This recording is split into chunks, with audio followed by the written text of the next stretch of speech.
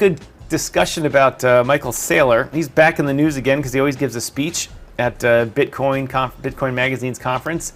And this year they are talking about his company and his focus on it. And so the theme of the show today, as you can see, was Bitcoin Money Machine. The wrap up. There you go. But anyway, there was this interview that Saylor did. Let's see if we can bring that up here on the Vegas stage here 2 days ago, talking about the purpose of his company. And I'll spare you from it right now. I have something keyed up that I do want to play for a second. But one of the things that was interesting to learn was, did you know, Pedro, do you know that Mr. Saylor is an aerospace engineer? Really? Did not. Please elaborate.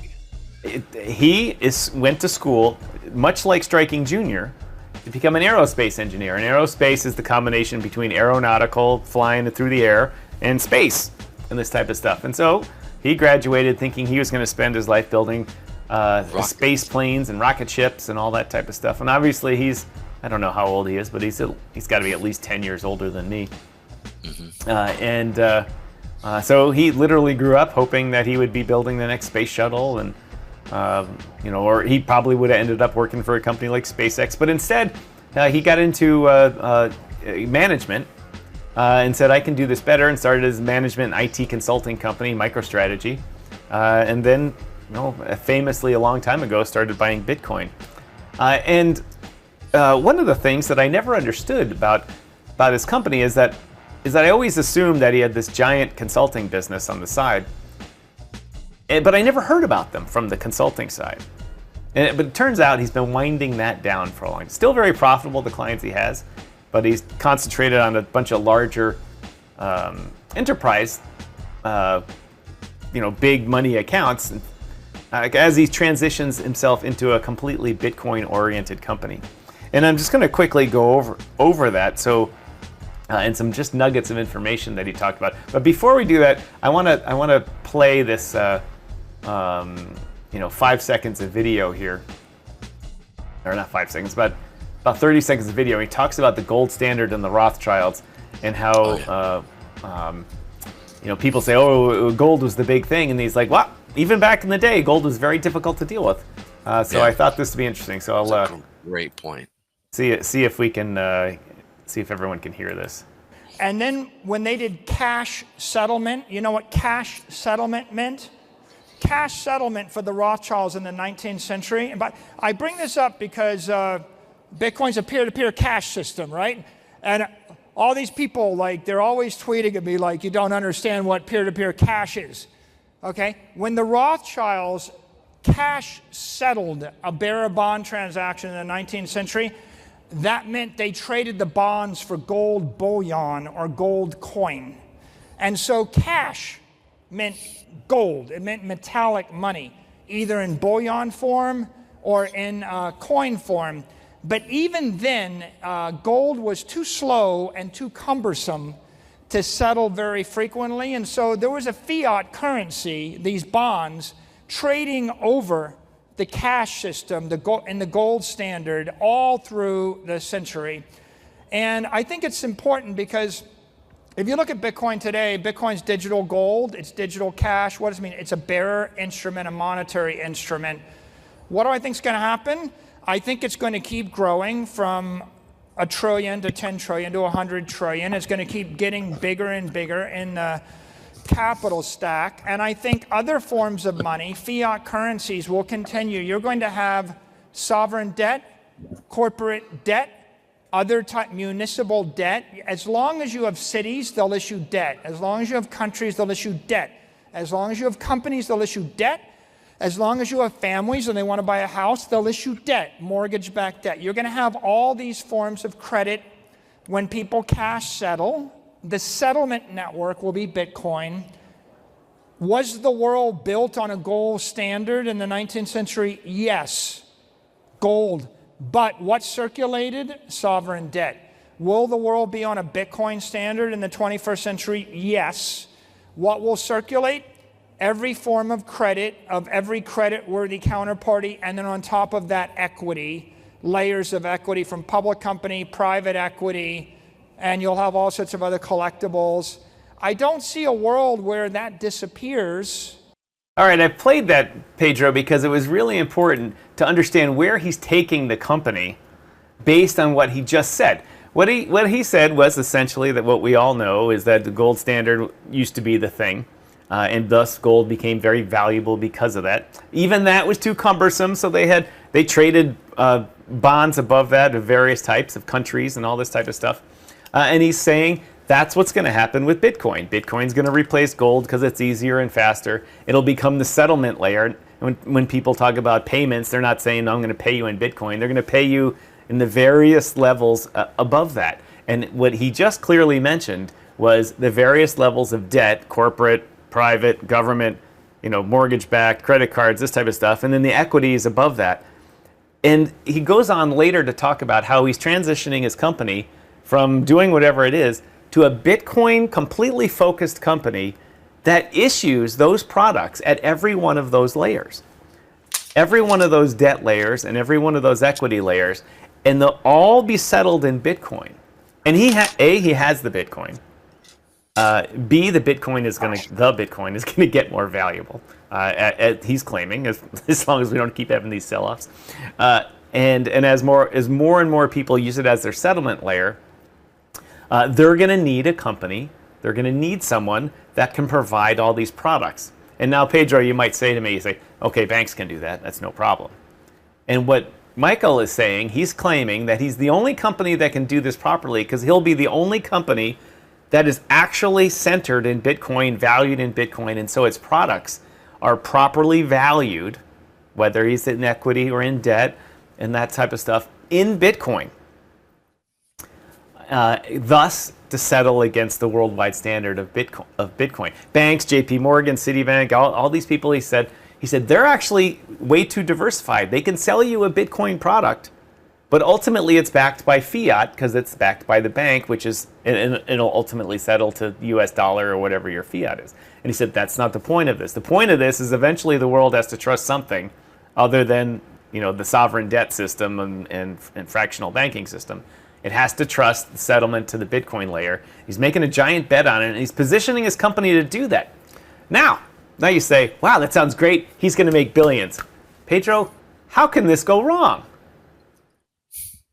How can this go wrong? Well, he's taken a lot of debt, right? He's taken a lot of debt on these things. And so what can ruin a bet based on debt? You're on mute.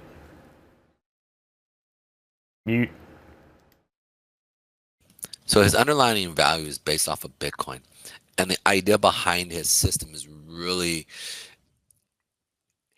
Wait, let's backtrack here, because as I was listening, his ability also to raise cash based off of a fluctuation within Bitcoin is really important.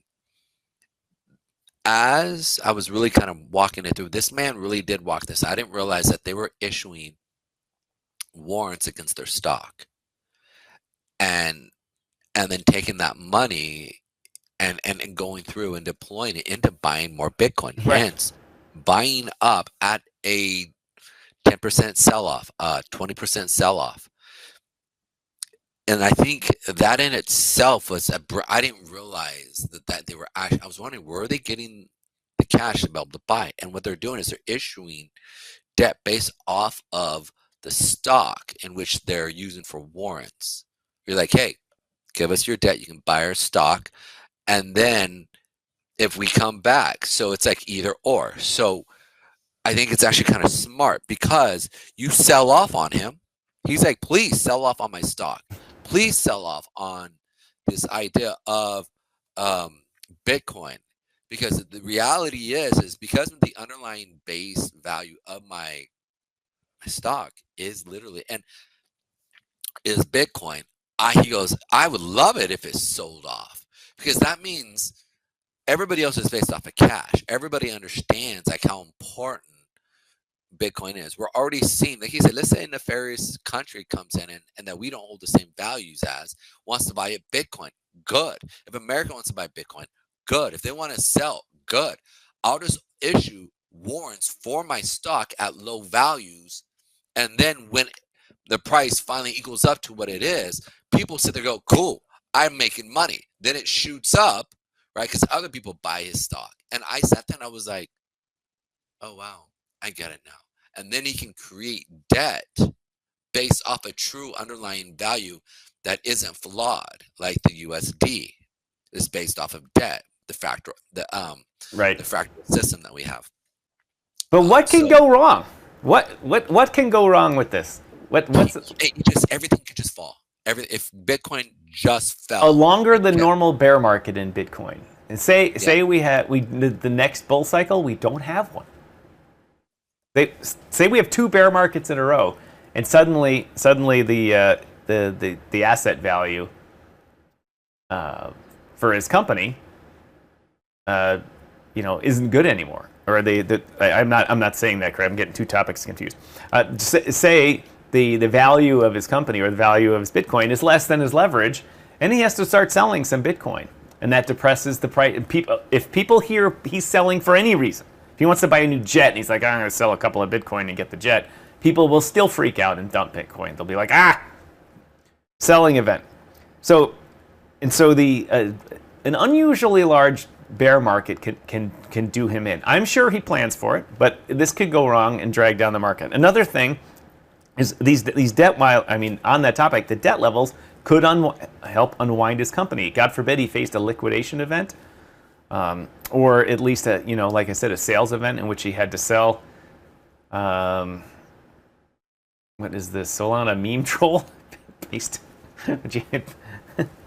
Anyway, and of course he's got an enormous hacking risk, right? And now obviously there's not just one wallet out there like in his pocket on his phone. If he gets held up, in Chicago, visits Chicago and gets his wallet stolen, suddenly $60 billion in Bitcoin doesn't disappear. He's utilizing custodial firms and all this type of stuff. However, even if one of those gets hacked and there's a big sell-off, that's a lot. That's a lot. It's a lot. It's a lot. And of course, one of the final things that could unwind his whole strategy is, if you remember the swamp creatures, what's the easiest way for the U.S. government to get a big reserve of Bitcoin? To seize it. Just take it. They can just take it. And you say, sorry, you got to turn it over to us. Just like and back in the day, Roosevelt said we need all the gold for World War II in order to fund the war, so you got to turn it in. Then they paid you pittance for it. Could very well happen again. Not very well, but there's always a chance of anything happening. It could happen. There's a lot of things that could unwind his company. I would love to have him on to talk about this. He sits through a lot of these interviews like this. These same questions again. I'm sure Pedro and I could come up with a different take on these questions to entertain him. There's things that I would say, look, I get it that you can actually create. My biggest thing is I see that you can create warrants, but the other issuance is people can short that. And if your stock, if we have an extended Bitcoin, listen, math is math until it no longer works. Okay, we have built a model of the Big Bang Theory based off of postulates to the best of the truth that we can get to. But the reality is there's still faulties in it. There's still gaps in it that we can't explain. This is why we still keep working at it to understand, to fill in. And a lot of the postulates we've had to change, right? Like Newtonian physics. And then from there, Einstein came about, and now Einstein models are falling apart in relationship to see how we look at the world. In the same sense, he's built this on a mathematical. I was about to use fallacy, but it's not. It's to the best of his ability to be able to mathematically build a correct structure.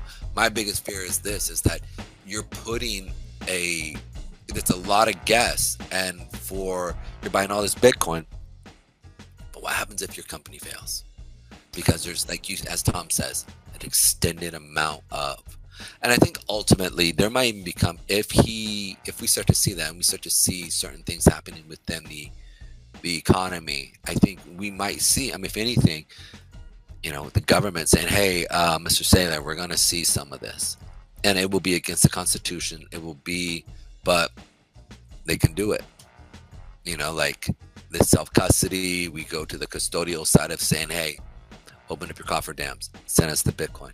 So it's going to be kind of scary, but we'll see. Well, it's a good point. I can see, we've talked about this a number of times, but I could see the U.S. government, like if Saylor did get in trouble, some event caused his company to get too close to that liquidation level. For whatever reason, the economic indicators, he made a mistake, they had a hack, insider stole something. There's all sorts of gotchas for that. But I could see him going to the U.S. government saying, hey, for this thing to fail here, especially during the Trump administration, if Bitcoin were to, or MicroStrategy were to fail, it would make the Trump administration look terrible. It would be a black guy that's promoting, and all of a sudden there's an FTX issue. All of a sudden every politician would run for cover, and we'd have all these problems again. And so I can see that the administration going, fine, we'll buy a bunch of it off OTC and give you a big cash infusion, and will that work? And Saylor would be like, perfect, done. You get more BTC, I get some cash.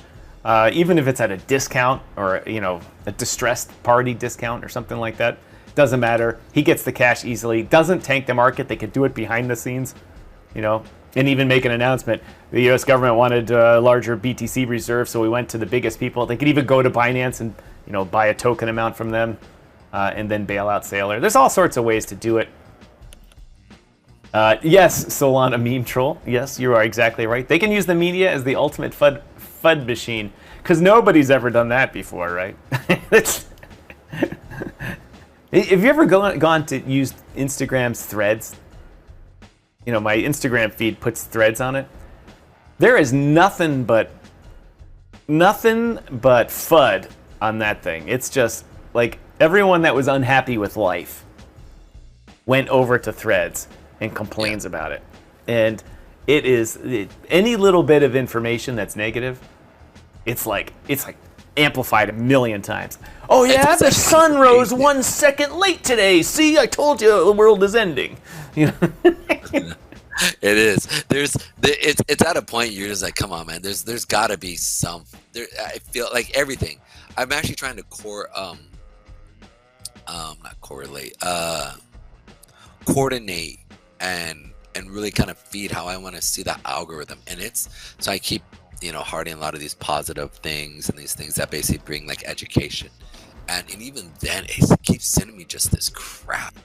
I'm like, why do you keep doing this? This is just horrible. You're right, Draco. BlackRock was the biggest Bitcoin fudder until they weren't. And now they, as we all know, they've completely turned it around, and BlackRock is the big buyer now. Yep. And it's what's interesting, I think, is Larry Fink himself, I think, was probably a proponent for BTC and crypto.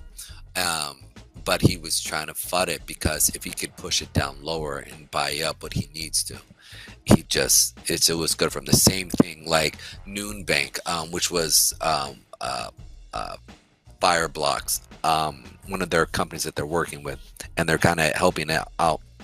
They had talked about literally, like they really get involved into the stable coins and really kind of the fee-based system.